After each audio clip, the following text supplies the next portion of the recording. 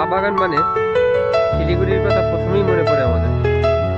ঠিক শিলিগুড়ি থেকে একটু দূরেই বাগডোগরা এয়ারপোর্টের পাশে একটা চায়ের বাগানে দাঁড়ালাম কিছু মুহূর্ত কাটানোর জন্য।